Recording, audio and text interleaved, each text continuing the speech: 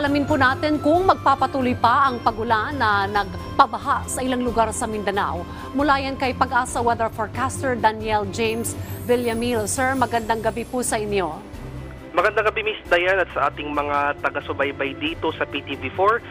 Bahagyang nabawasan ang epekto ng shear line o yung salubungan ng mainit at malamig na hangin sa ating bansa.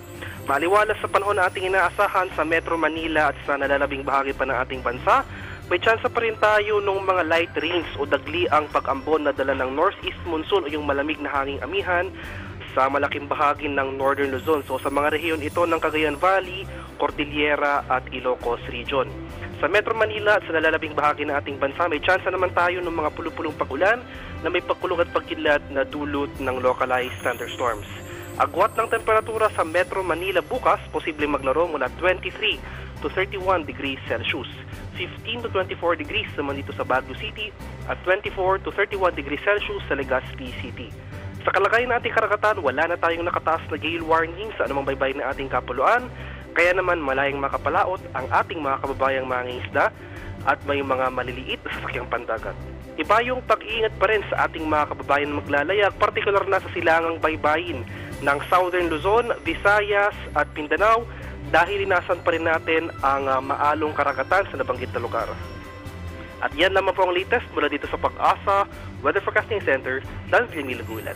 Daniel, may ilang katanungan lamang po kami. Partikular po doon sa Mindanao, sa Davao Region. Kamusta na po ang lagay ng panahon doon, sir? At ano po yung aasahan po natin sa mga susunod na araw?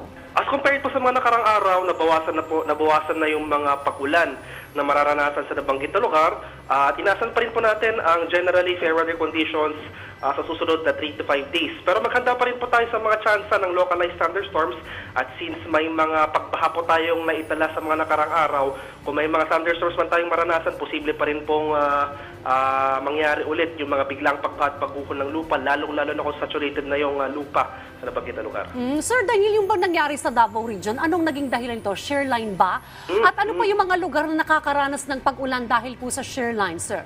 Opo, so yung mga naranasan natin pag-ulan sa malaking bahagi ng Mindanao sa mga nakarang araw, particular na sa bahagi ng Davao Region, ay yung epekto po ng shear line. Ito po yung salubungan ng mainit at malamig na hangin.